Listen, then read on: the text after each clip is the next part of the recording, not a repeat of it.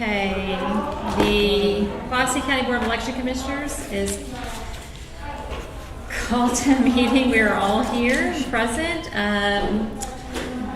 Lisa Starr, would you like to lead us in the Pledge of Allegiance?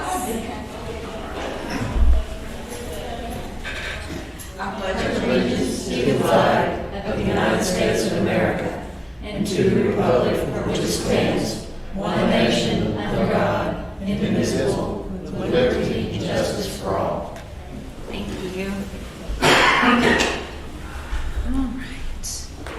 Today, September 7, 2021, is the first day of early voting for the Little Rock special election. All right. The first item on the agenda is the approval of previous business. Approval of meeting minutes from the August 30th, 2021 meeting. Move to approve. All those in favor? Aye. All right. The meeting minutes are approved. The second item on the agenda is the November 2nd, 2021 annual school election, certifying the ballot styles. So Chairwoman Starr, you have the large stack. That one has the ballot styles for the Little Rock election. It has the ballots for Little Rock and Pulaski County Special School District are the large format. They're on the kind of 11 by 17 or ledger size paper. And there should be about 138 ballot styles in there. On top of that, you have the smaller ballots, which are for the election by candidate. There are 4 ballot styles of that, one for each of the candidates. And those ballots, as we've discussed before, it will have the candidate's name, and then it will have the millage on that.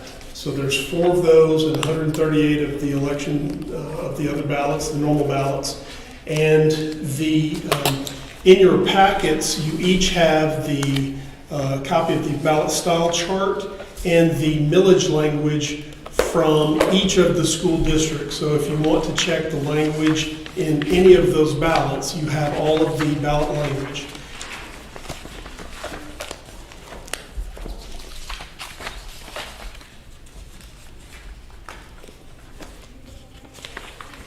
Where's the ballot style chart? It should have been right on top. It's right. It's in your packet of information. Oh, And you'll have 2 packets of information, one for the November 2nd, one for November 9th. Okay. Each packet is contained for that election. Okay.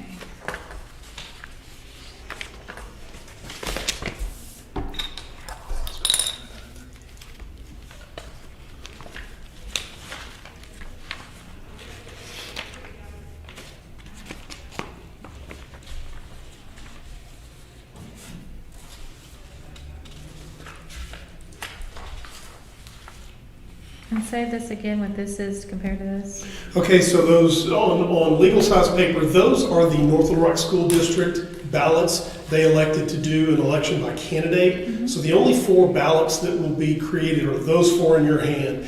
And each ballot has only one name on it, and that is the name of the candidate that will vote that particular ballot. And it has the millage so that they can meet their statutory requirement to have a millage election each year. And that is the ballot form that was recommended by the state board. You want to leave that one? Okay.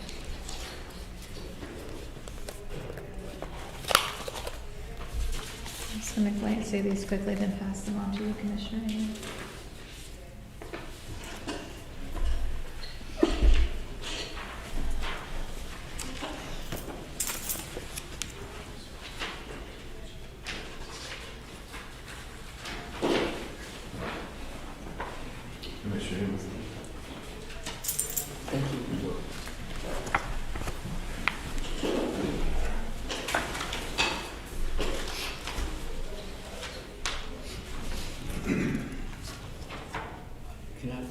Have you looked at these?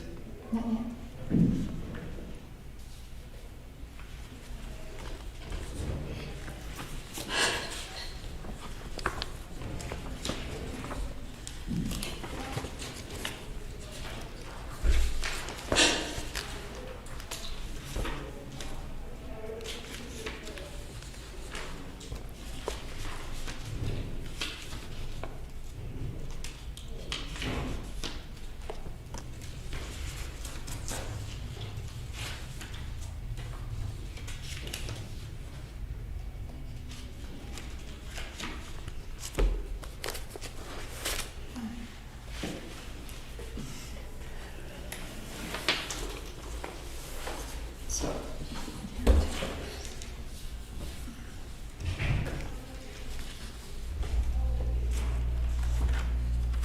Is the letter, the area, age?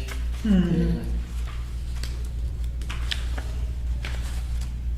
the ballot style is the number on the right-hand corner.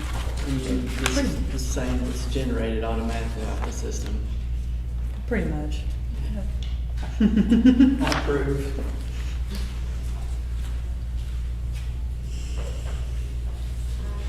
Ballot style, basic area, just geographic.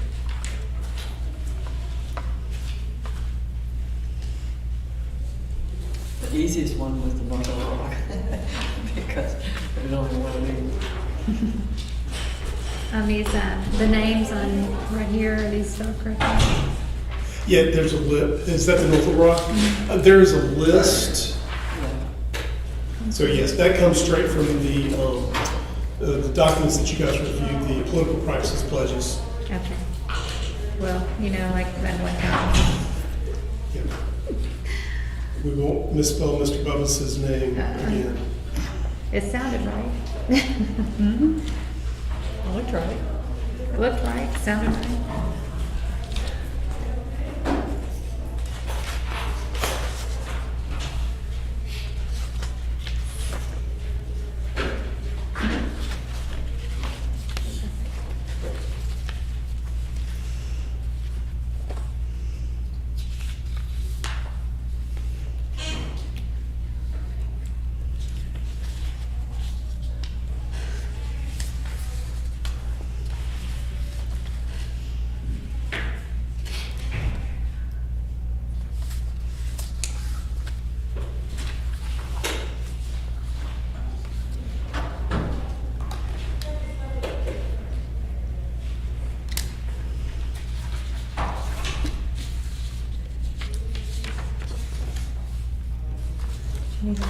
I've got one.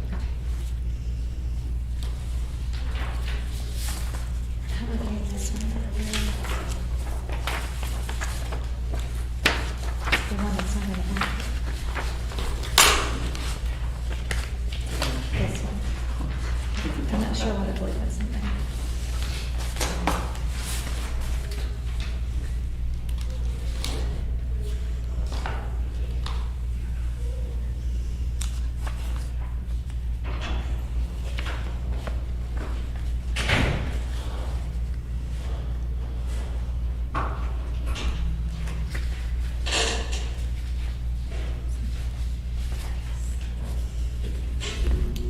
Welcome, County Clerk. Thank you. How are you doing? I'm good, thank you.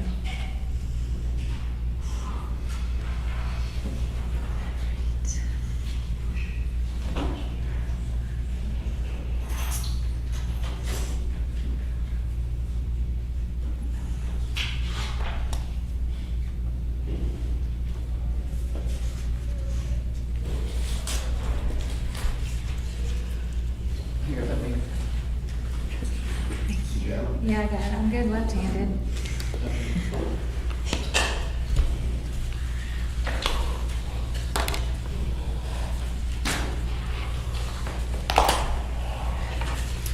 There should have been a. I got it. For signatures, okay. So do I have a motion? I make a motion to accept and certify the ballot styles for the November 2nd and November 9th election. We're just doing the second right Oh, just a second. Mhm. We kind of already looked at them. We haven't looked at the ninth just yet.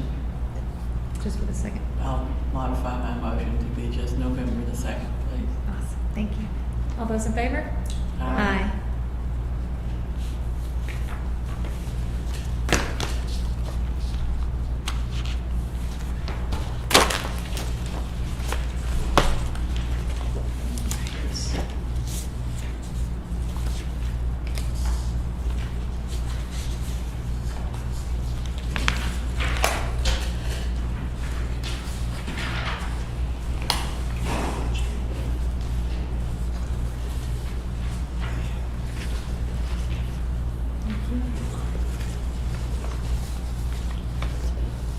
Sean, can I go ahead and give you these? Sure. Just don't want them to get mixed up in the I understand. stuff. Thank you. I understand. So the next item on the agenda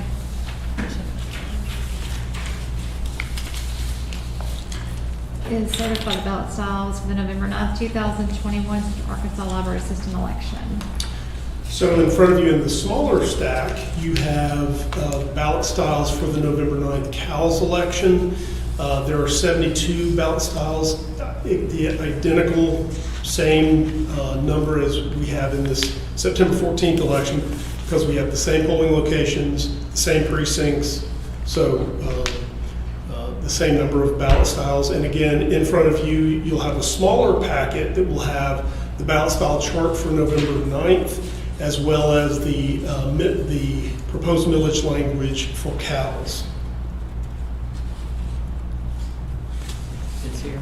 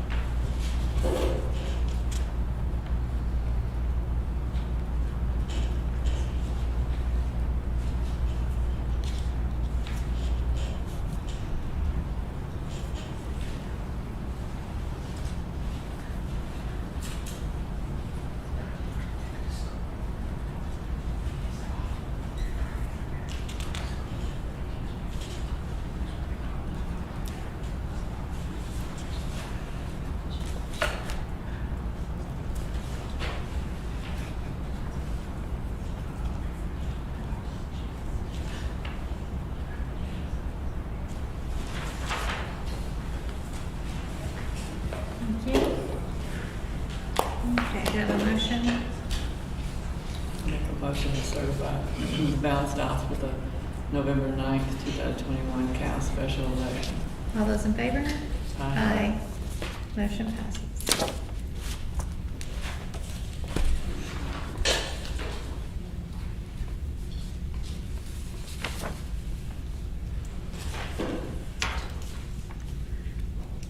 All right. The next item is 2022 election department budget. Wasn't this already done at the last meeting? What's that? Wasn't this already passed at the last meeting? No, it was tabled. Okay, but it's due today? It's already- It was due on the 31st of August, but I just put it on the agenda because it was tabled, and the way it was tabled, it was to be brought up the next time you were at the meeting. So that's what was on Okay. there. It was already submitted. It's submitted. We Yeah. submitted because that was a deadline in the meeting. Okay. I think as it stands, if there were some changes you might make, you would have to request it through the court. Okay. Do you want to take it up at another meeting, just to think about what we want to put on, since we Yeah, weren't prepared to talk about today? Do you want to move it to another time? yeah, we'll move it to another time. Well, Yeah, go if you ahead. don't mind. Absolutely. Sure. What do you, this is the budget that's been proposed. Yeah, I mean, Submitted. if there's anything that we would have to request, it would be a special request, so. Mhm. I mean, it's, yeah. It's the same procedure for all other county departments. So if we have a special item, we would have to request it. So, table until we have a request. All right. The next item of business is discuss COVID measures. All right, so what are the COVID measures that are in place currently for the poll workers? Are we utilizing the PPE from the 2020 election for the different locations for early voting, for the polling sites? Because we had a pretty huge excess for the 2020 election. So the first thing is we're providing masks and hand sanitizer, socially distancing the polling locations. As you can see at the early vote sites, we have the plexiglass screens. Because of how flimsy they are, the majority of the screens broke during the general election, so we only have enough early vote sites. We also are providing gloves. We are only able to provide, since this is a special election, we're only allowed to provide the PPE that the election department has purchased. We're not allowed to use any PPE purchased with federal funds. That can only be used in federal elections, so we're holding that back for the primary election and the general if there's still need for it next year. Okay, do we need to purchase any PPE?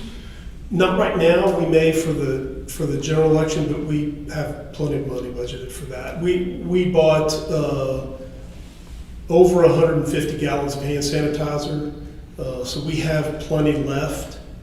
We didn't really have to touch our reserve because of the federal PPE. So we have plenty of that. We've got quite a few masks.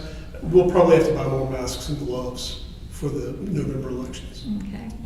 The sites that I visited today adequately had plenty of masks and hand sanitizer and gloves. I had one woman wish that they had been the N95 masks, but she double masked instead. And of course, you know, the voters for the most part that came in had them masks on, some did not, but we understand that that's Not a not a requirement. requirement. So I talked to Daniel Friday afternoon for probably like an hour and a half or more. I was off work that afternoon. And I asked the question, and I talked to Hutch on, I forget what day it was, might have been Friday as well, regarding the email about, just explaining to him that, we cannot require voters to wear masks, period. And I said, and there's kind of not 100% sure about public officials. And talked to Daniel about that as well. So, because there's kind of a strange, kind of almost purgatory universe there. We're not really sure how that works. I talked to Daniel. I said, what is there any guidance from the state board? Because their guidance was in the 2020. In that time, there was an executive order from the state, and there's currently no executive order from the state. And even though there was a mask mandate that was overturned, there's a law that did pass regarding like passports. So there's some kind of gray area right now. So my question was, can we require poll workers to wear masks? Because we haven't passed a policy prior to this election on our election officials, our poll workers to wear masks. And you said we could because they're kind of like our employees. So honestly, I don't have an issue requiring poll workers to wear masks for their own safety and to ensure that we're protecting our poll workers. Of course, we can't require poll watchers. We can't require, because they're constitutionally allowed to be a poll watcher and be in that space. We can't require voters. We can't, in certain spaces where media is in, we can't disallow their involvement, period. So I was wondering if y'all have communicated anything to the poll workers regarding masks. No, just the existing policy was still in place from the general election. Okay, so it's not in place because it's not carried forward, just 2020. So we need to pass something if we're going to. There was one poll at one of the locations that was acting as a sheriff that didn't have a mask on. Okay. And then one person, I won't say any names, but who would, but she has issues, but was behind us a shield. So this is what I would recommend, because in all things you need to have exceptions, because of course there's ADA. Any type of requirement, you want to make sure that you allow room for some type of disability or some type of issue. And of course, you're not going to go into what their issues are, so that if there is some type of issue, we don't want to chase away our poll workers. So I would recommend that we just communicate to our poll workers, hey, we require you wear a mask in the polling locations for your safety, as well as, the voter safety, because they are not required to wear a mask to vote, because that would be a constitutional violation. However, if there is some type of exemption for you, you do not have to tell us what that exemption is. We just ask that you kind of try to keep some distance between you and others as much as possible. And you don't have to explain that to us. Thoughts? That's fine. I think that's an appropriate thing to require the poll workers. Seems reasonable. Okay, so does someone want to make a motion? I'll make that motion to require our poll workers to wear masks unless there's some physical reason why they're unable. All right. All those in favor? Aye. All right. And just if you could kind of relay that to them, that'd be great. I want to make sure, do we have signs up at the polling sites that masks are not required but strongly recommended for voters? I don't think we sent those out this time. We but need to you have should. that. That's, again, a strong recommendation from when I talked to Daniel. We need to kind of keep it consistent, did that. be consistent with the general election, because what we don't want is confusion, and we don't want a poll worker saying, hey, you can't vote. Right? They were trained on how to handle voters. But you know masks. how that could be, sometimes there's so many things people have to remember. And when they're required to do something, that can be quickly forgotten that someone else is required to do something. We also don't want someone to think that either they're required or someone else are required and they're being called out because they're not doing something. So I just want to make sure it's very clear that voters are not required to do something, but we do recommend them do it. And if they would like, here's one provided for you, period. No pressure, but here you go. So, and there's hand sanitizer available, et cetera, and just making sure they're not getting the hand sanitizer on the equipment, because that causes an issue, right? Mhm.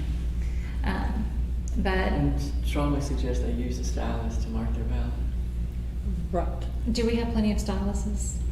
Okay, great. So just making sure we communicate that and it's clear to the voters at these locations, and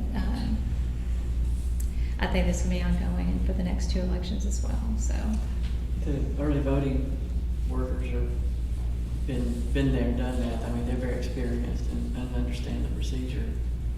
and these voters should be as well. But just in case we have some brand new folks that are coming in to vote, and didn't vote in Just to the, be clear. last election. We just want to make sure that we're being fair and clear and consistent, and that we're not disenfranchising anyone that's coming into the. So, does anyone have anything to add to any kind of COVID measures, or? Well, I'll add something.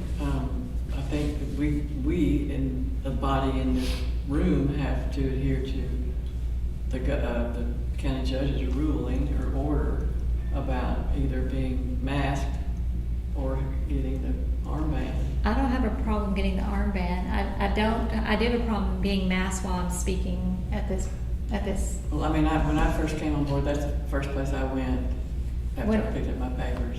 When I was sitting in a meeting and asked Sean that very question, and he told me that we could not because we weren't considered employees, Well, we can't. That policy changed. and So we that were it not won't- informed. So Once I found out about it, I sent you all the new order was how I found out that others could get it other than employees.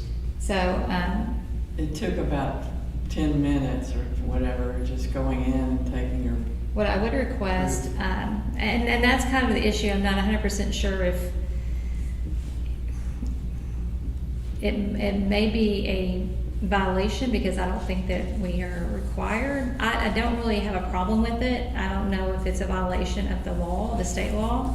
I don't really care, honestly, but it would be more convenient if I could just send my information over to them electronically, and they just provide it to you, and you provide it to me at the next meeting.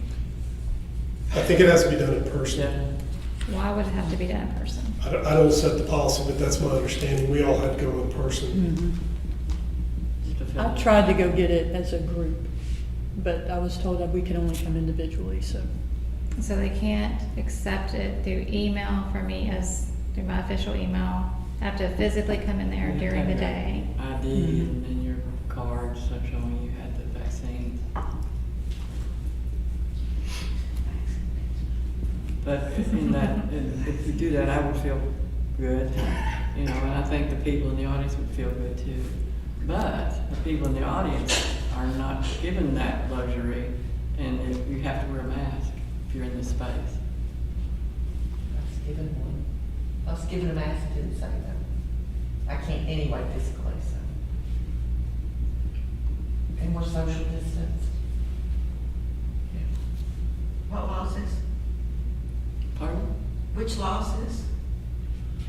It's an order from the county judge. Right. The governor, it takes all the spaces in the county. It protects the people. You can't social distance, you're supposed to. Oh, that's Little Rock, then, right? It's not. This is Pulaski County, all of Pulaski County.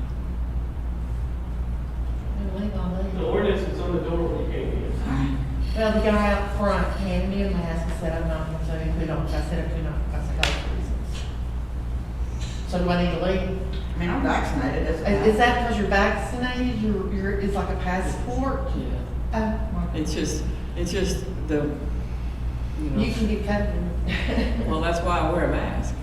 You can still get Well, COVID. you can too. Yeah, I can. Everybody, the whole world can. It's a virus. All right, so I guess I need to leave. Is that what we're saying? No, ma'am. No, ma'am. You sure? I'm sure. I'm not gonna make you leave a public Hold your meeting. breath. We're trying to get some direction on that. I've reached out to some folks because there's also Attorney General opinion that's in conflict with that. So I honestly don't know. Because elections are different than what buildings. So I don't know. I don't have a problem with it. I've been vaccinated. I was one of the first people to get vaccinated. Anyway, I'll reach out to HR as long as I'm not in conflict. I'm not going to violate state law to do it though. So I'm waiting on that. I'm waiting on that opinion to figure out if I can and I'm not violating state law, because there is a state law saying that's not allowed. But I don't know why they can't accommodate people who are working during the day, because that's kind of difficult. And, well, the whole thing is so that everyone knows that you're vaccinated.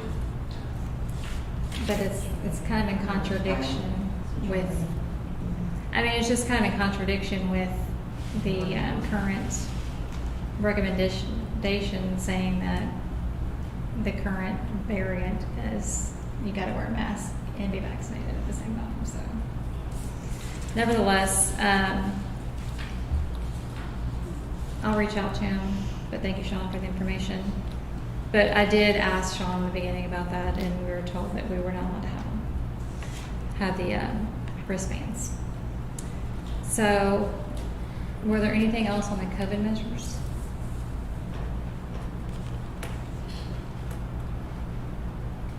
No.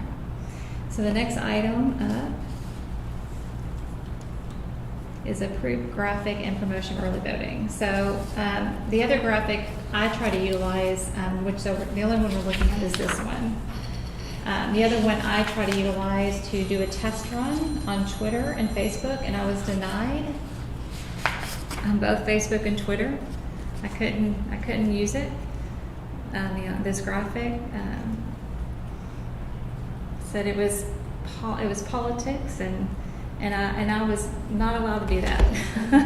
So I even had some legislators reach out to me and just shocked that I couldn't utilize this official information as an official person.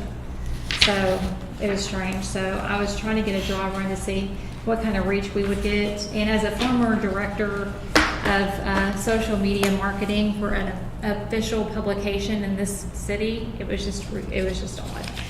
So the more boring one, I should have did the more boring one first. So we had the fun one that had the different information, like we were talking about. Sorry about that. Like you had pointed out, kind of breaking it down. So this just has just a screenshot of the information for the early voting site, so that we know the differences. The main site is open on Monday with different times, and then you have, of course, the other sites that are open as well. So if there's no confusion in the future, I kind of want something more along these lines, so that it's more, and the reason it's in this kind of format is that it gives you different options. You can change this from a JPEG, a PNG, into a PDF. You can alter the size. You can change the, you can shrink it down, remove the lines in between, and fit it into different, and for Instagram, I know we don't have Instagram, but you can even do a Snapchat. I'm not on Snapchat, but I know that you can snap something quick, that you can put it on Facebook or Twitter and size it down on different, and whether it's 800 by 800 or 1600 by 800. So for this, so how it would work on Facebook is you can basically, Jody, Yes. on Facebook, you could basically do a promotion of this ad. You would put some information in the text and say, early voting, check out these, kind of how I designed one when I was trying to do it on Facebook and Twitter this yesterday. Check out these locations, also check out your sample ballot, et cetera, with some certain hashtags. And then you would target it based on Pulaski County, right? And then you would say, spend $10 a day, run it till Monday. Okay, and then it should give you a certain amount of, it's going to hit 399,000 people, and we can kind of get a gauge of what that looks like. I was trying to do a test run to see what the scope would be. Facebook's super cheap because you can do for like $10. Twitter is not super cheap.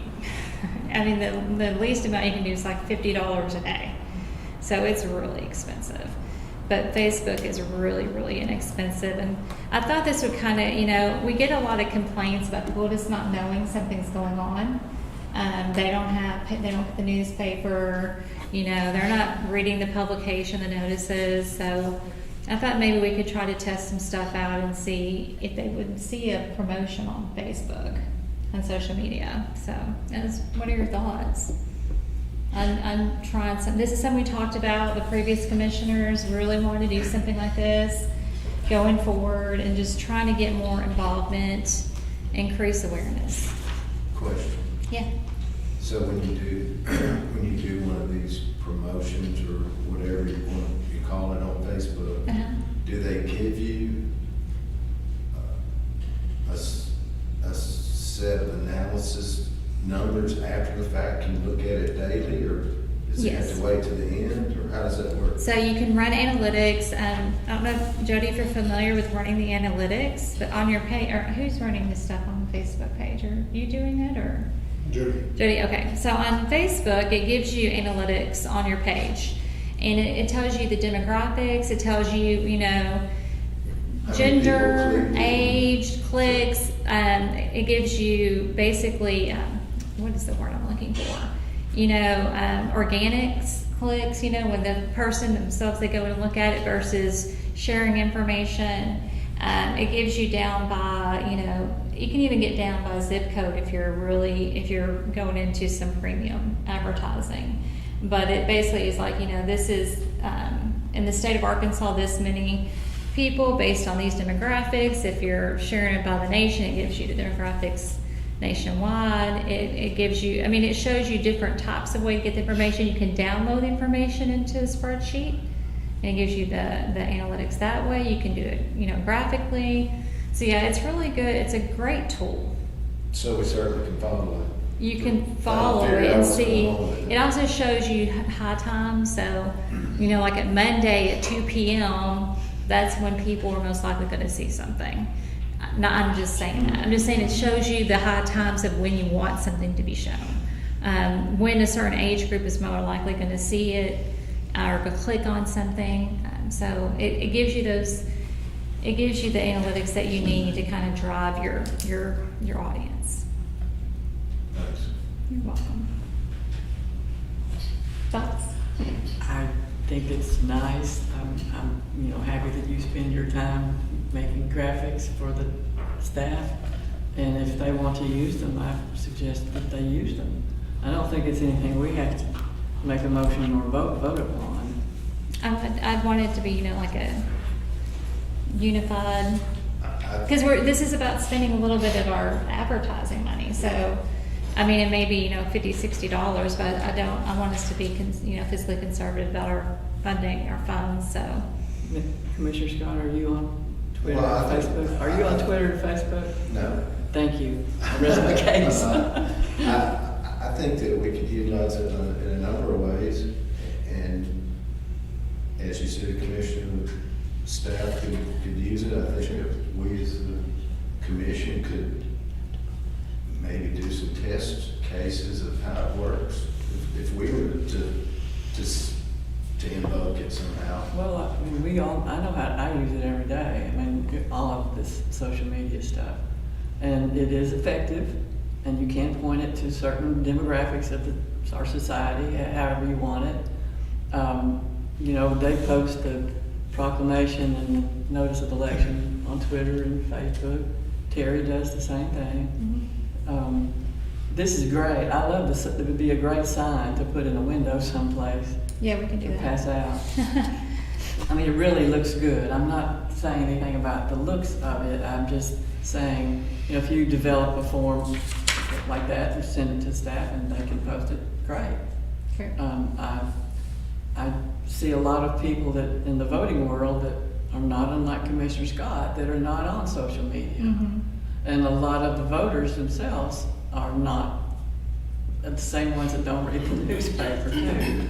So it's a great effort, and I commend you for helping the staff to create something that they can post. And if something you may want to set up in some demographics that would be potentially effective to get an idea of what happens. Yeah, I thought it'd be good. No, even my dad is on social media now, and I say that in a horror. I don't mean that in ever since he started like chemo and everything, he even gets on social media. I mean, I gotta stop him because he shares things, but it's That's a problem. it's good that just getting to those, there's just that increase of folks that just used to not be on there, but that are on there to see the grandkids, and it's just trying to increase that reach of people that, you know, don't watch the news, or they're not, you know, and even getting the media to share things these days is very difficult. So, you know, especially like on these special elections that people just they don't even know what's going on. So, I just want to just try some different things to try to help get some awareness out there. So I thought it'd be cool to just try different things, see what people are interested in, and what makes them want to share something, and you know, raise the awareness more. Like I said, I think this would be a great sign for the distributor to post it someplace. Yes.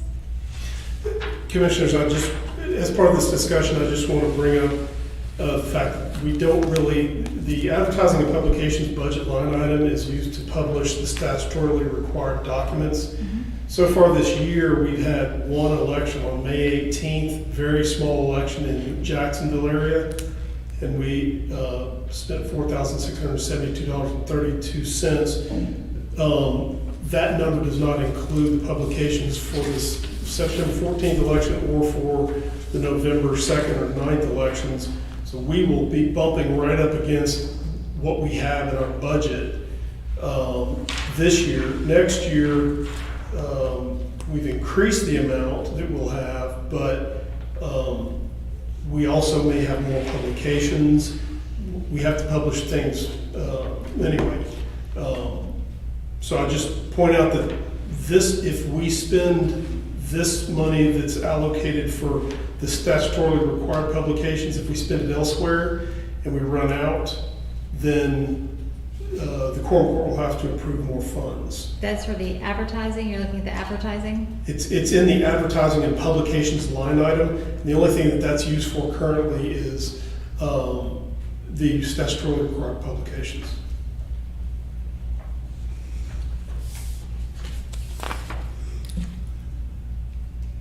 Because we had increased it for this very reason last year. The three Some of those commissioners. boosts on Facebook are, like you said, like $60. It's Yeah. not expensive. No, it's $10 a day. It's very cheap.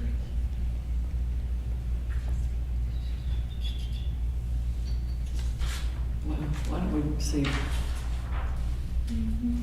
why don't we make some signs on this and distribute them, and if you want to post this one or whichever is the correct one, just put it on your Facebook page and your Twitter feed.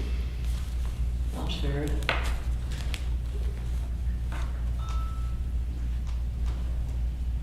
So in 2021, we have 20,000 allocated, and we spent $4,672. 2022, we're requesting 40,000.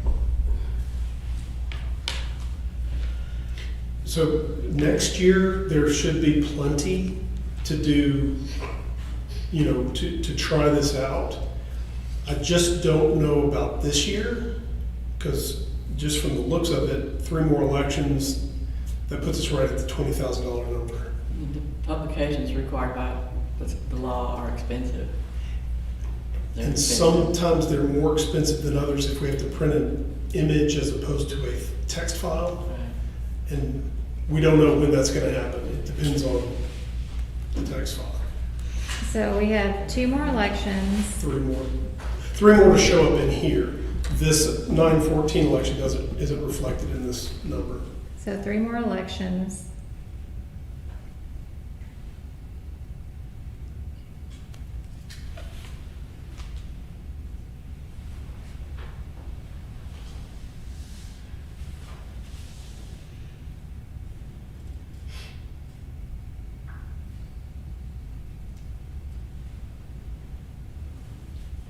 It sure would be helpful to have the 2020.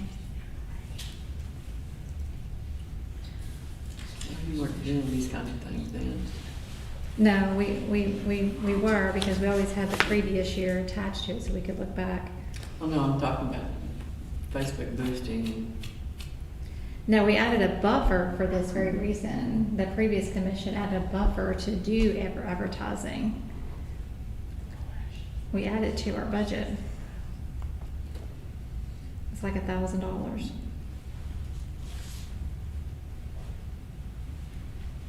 And plan for 6 elections. So I'm curious of why that's not in there. All right, well, I guess we won't get out the vote. Oh, I think we can. I think we already have started it. It's been pretty heavy voting today. But it's more of the people that are aware, and you're not, a lot of people aren't aware. They're not aware. Well, we tried, and I tried myself, but I was denied by Facebook and Twitter. So, all right. Do we have any announcements? Joe, I actually have one other piece of business that we discussed in a previous meeting, but over the last, since our last meeting, we've had several poll workers drop out of the election, some of them due to COVID, some due to other reasons. So we have found other people who are willing to fill those spots.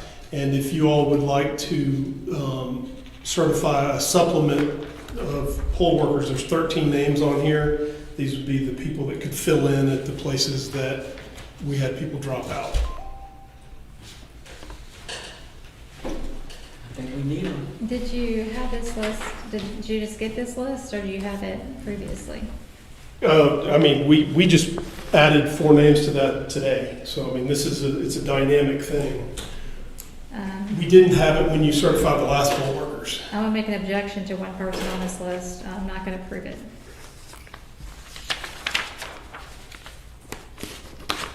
Yeah, see the list. Yeah, just 1 second.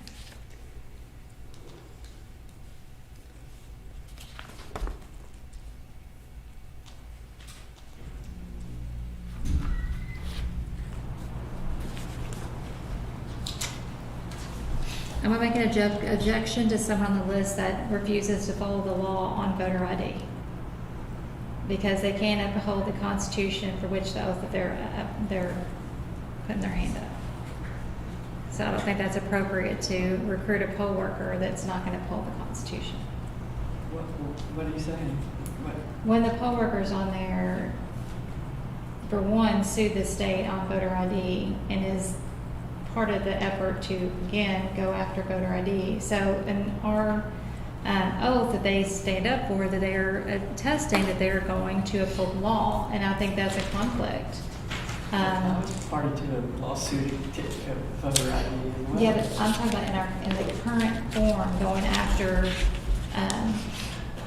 voter ID. So I don't think it's appropriate to have a poll worker that's not going to uphold the law. How do you I know the person object doesn't? to having that poll worker. You have to name him. Or, It's just a conflict. that in your opinion. It's not my opinion, it's a direct conflict. If someone is right now stating that they're not going to uphold the law when it comes to voter ID, why would we have them a poll worker saying to uphold the law on voter ID when people are coming in to show their ID? Right. So, but that hasn't happened since this law was just changed. If they're going to be a poll worker and they're going to be required to take voter ID or do provisionals requiring voter ID, and they're in their current status stating that they're not going to do that, why would we have them be a poll worker? Because whenever this person said that, there was no law on the ID. Currently, they're saying this. Since when? Since now. Do you have proof? I've read their statements on social media stating this in the recent month, that they are not going to uphold the law on voter ID, and that's inappropriate, and I don't think they should be a poll worker if they can't uphold the law on voter ID.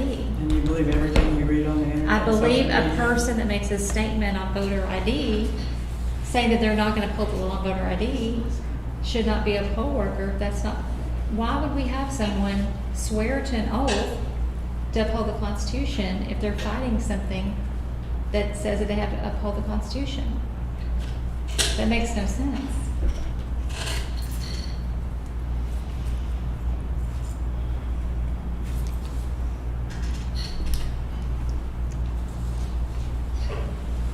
So what are you What gonna are your do? thoughts, Commissioner Scott?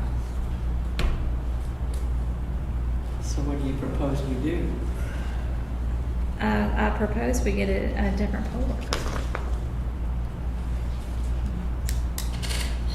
Plus, we need to add everyone's, and I'm so sorry, I forgot to, I left to go on my trip after I had talked to Daniel. So, we need to add all of your names to the list. All of the staff's names to the list. They've already been certified, they're on the last list. Okay. Do we have all your names on the list with your role? Like, how do we have it on the list? I think it was their job. Yeah, I think so. Was it? Did we? We had everybody? You sure? Okay, just want to make sure we didn't miss that. Because I talked to, like you asked me, I talked to him about all that, okay. How many, does this replace everybody, or just leave us one short? I mean, that fills the vacancies that we have today. I fully expect at least a dozen, maybe 20 more to drop out between now and election day. Currently, every polling location has over the minimum required. Every polling place has at least 5. Many of them have 6 or 7. Okay.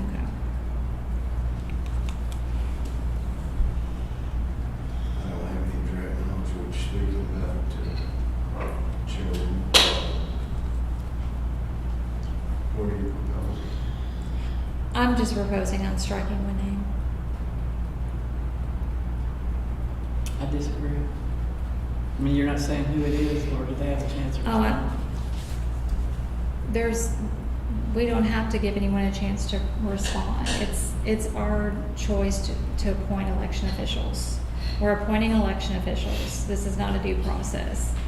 Barry Haas is the name, and you know who you already knew who I was speaking of, is the name. I appreciate the service that he's provided in the past, but unfortunately, he is adamantly opposed to the new law, and he has to take an oath to support the Constitution. At the same time, that is a conflict of what he has to do as a poll worker. So I don't want there to be a conflict, and I don't want there to be any doubt in this election. We've had enough issues. I want us to move forward.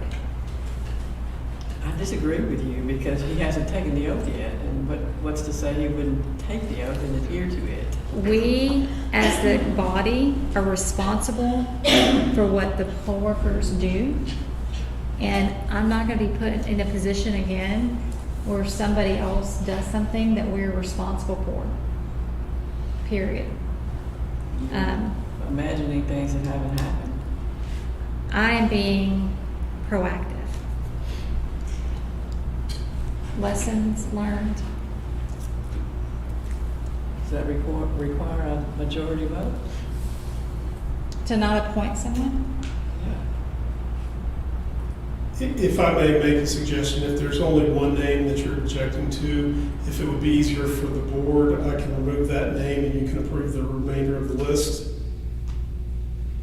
That would be preferred.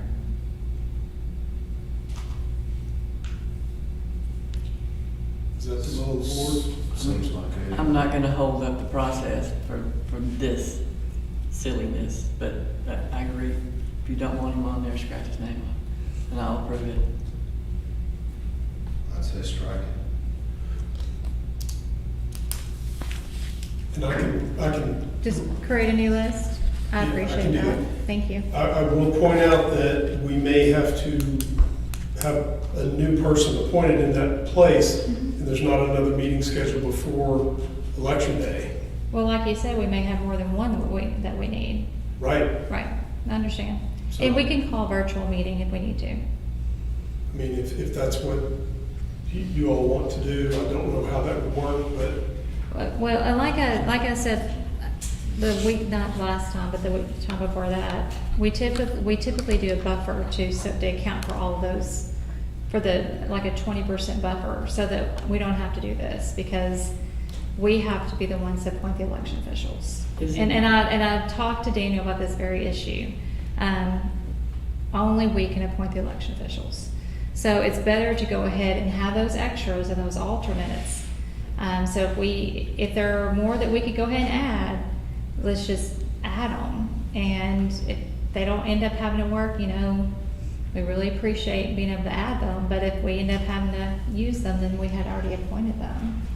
That's correct. Is there not a provision in the law that when the chief judge and people appear at their polling location, if someone is not there or not enough people are there, that chief judge can swear someone in? if you'd like, I can read that section. Okay. So if there's a vacancy at a polling place, and there are less than three election officials are present at the time of opening of the polls, the election judge present shall appoint one or more qualified persons to act as an election official until the County Board of Election Commissioners appoints a new official. It also goes on to say that at least one member of the County Board of Election Commissioners shall respond to the polling site and assist with the election until the new election official is appointed. So it assumes that if there are less than the mandatory 4 people, an election commissioner will fill the place until someone else is appointed. Right, but the chief judge can appoint someone until we appoint somebody, Right. or we can come and fill in. Correct. Right. The mechanics of making that happen on election day in a county the size of Pulaski is daunting. I've never seen it done. I've never even tried to conceptualize how it would be done. Which is why we need to have a buffer. So regarding the buffer, my understanding it's only been done one time, and it was in the general election. There are several legal problems with that. One is, until we contact those people, which, I mean, we've contacted everyone we know to work this election, one, they could be dead. I mean, we all the time find out that people are deceased that are in our poll worker database. 2, they may have moved out of state. Again, we always find this stuff out when we call people to work. 3, I mean, they may not be available.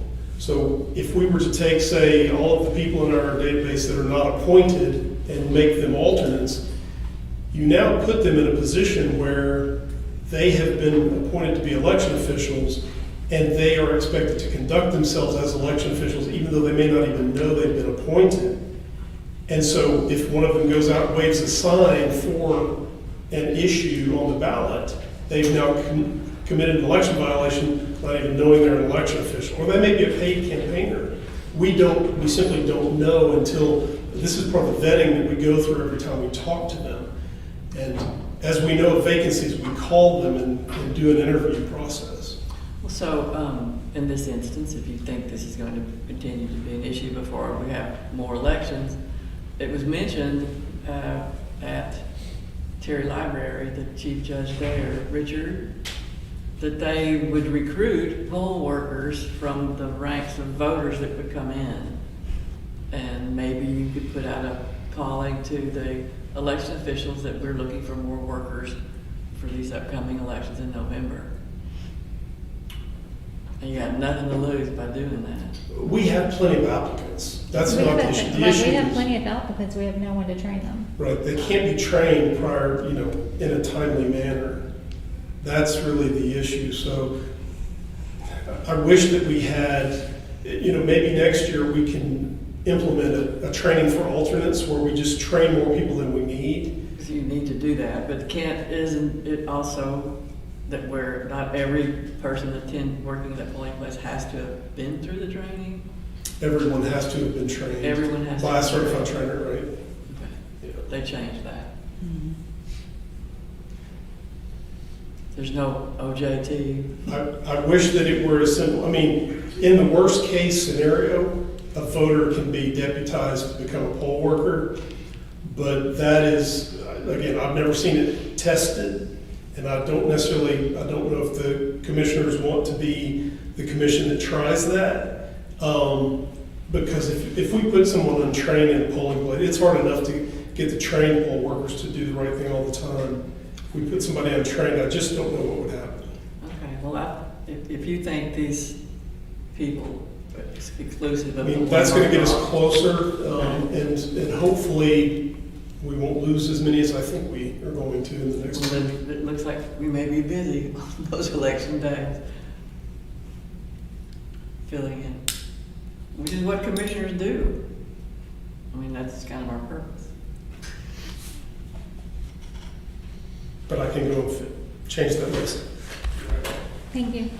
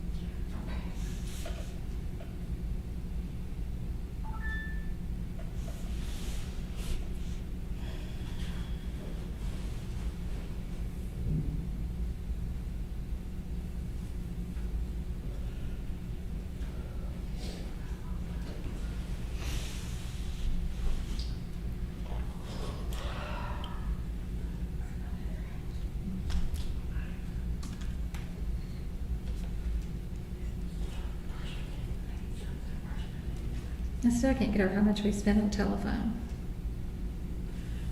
Just mind blowing. Yeah, I've never always wondered about that too, and how it's calculated, but Well, I it's not a asked. bill that this office gets or deals with. Well, I asked and asked and asked, but no one would ever give it.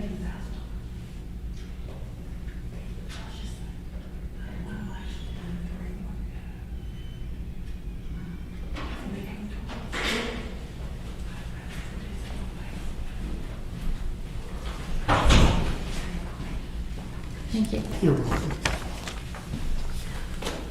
All right. Do I have a motion to approve to certify the supplemental poll workers for the September 14, 2021 Little Rock special election? So moved. All those in favor say aye. Aye. Motion is passed.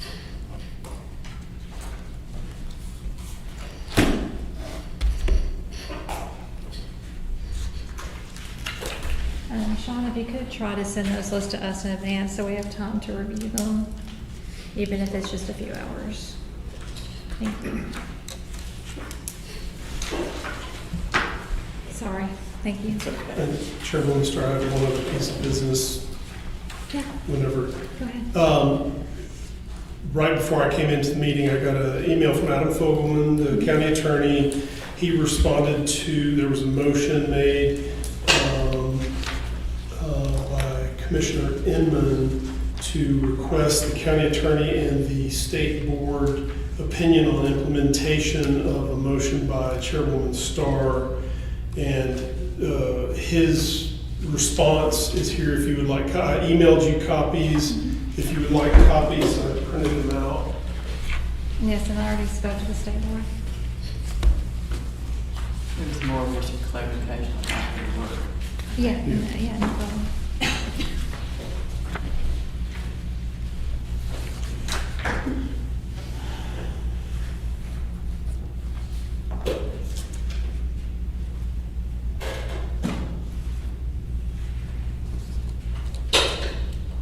These lights kill me.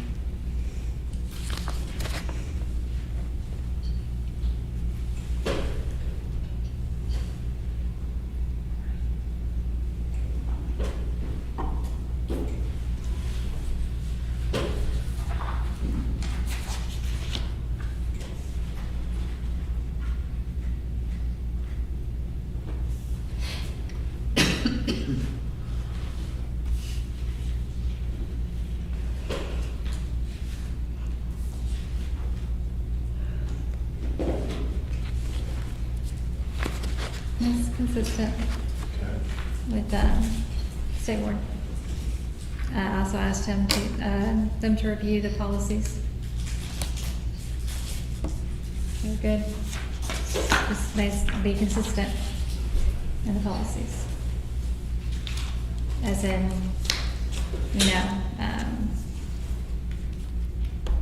don't let some people virtually come to a meeting and not let others. So, things like that. Okay. That's pretty much it. Anything else? And since this was shared, this needs to be put on with the meeting documents. That's public information. Sorry, I'm getting tired. Were there any other announcements? Do we have any public comment? Yes. Anna Morchetti has 3 separate, and this was at the top of the meeting, where it says, will you be able to early vote for both November 2nd and November 9th elections at the same time? Question mark. Will there be any overlap with those 2 elections? Question mark. So, the answer is no.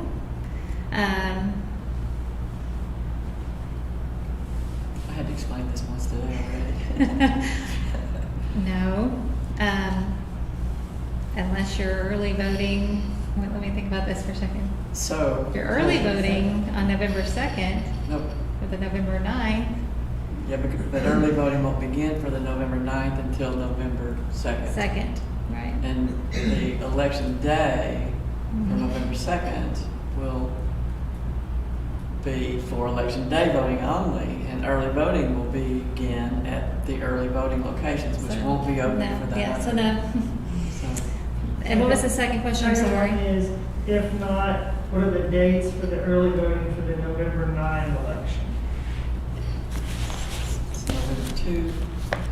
November 2nd through that Friday, which is, hold on, the 5th, and then that Monday for the downtown location, which is the 8th on my birthday. I can remember that. And the third The question? third is, how will you handle masking for voters in voting locations that have masks required? Question mark.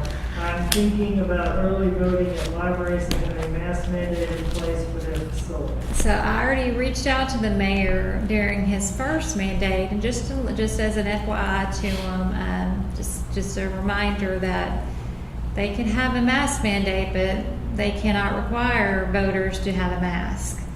So, and I'll just, send a reminder out, and just let him know, but he's aware of that issue and that conflict. Elections supersede those mandates. And last comment is from Roger Sparks. And his comment is, the county judge can deny public access / comment to election committee meetings, ? Say that again? It says, I guess I'll read it, it's intended to be a question, like the county judge can deny public access / comment to election committee meetings. So I guess he's asking, can the county judge deny access to public meetings here, which obviously we've got a public meeting going on. I guess he's asking, can he deny access to the public? No. According to the Attorney General opinion, the answer would be no. And that's it. Okay. That's a tough one, so I'm just gonna stay out of that. Sean's going to be recognized. Yes, sir. Just one other quick thing, I promise. Yes. I do have one other announcement. Daryl Lane, our new election systems analyst, is in the room. I just wanted to point him out so you would recognize him on Well, site. welcome, and I bet Jody is so thrilled to have you, and we are too. Thank you. Daryl? Yes, ma'am. All right, very nice to meet you. Nice to meet you. Thank you so much. I'm very happy you're here. Daryl Lane, awesome. Next meeting is, So the next meeting will be on election night. I think you all said you wanted to meet at 5. 5 p.m. And just to lay out the next couple meetings, which y'all have already agreed to, 9/17, which I guess is the Thursday. Anyway, 9/17 is the preliminary review of provisional ballots, and that, I think y'all said 5 o'clock. And then the provisional ballot hearing and certification of the election will be on 9/24 at 5 p.m. So those were all set in advance. And just to be clear, on the 14th, we're starting to do the counting at 5 p.m. What? No, Canvassing and counting starts at 5 p.m. counting will have already been started at 8. No, I'm talking about the review counting at 5 p.m. for the commission. The canvassing of the ballots, Yes, and any that it's at need to 5 be p.m. tabulated can always be tabulated that night. Right. Any that you all find that need. We're going to start at 5 p.m. That's what I'm saying. I just want to make sure that we're clear about that. Yeah, Okay? we've already discussed that. Yeah. All right. And I will be coming up here, wherever, on election morning, when the poll workers are opening and canvassing, that have to begin that canvass, just to be an observer, bring up presence.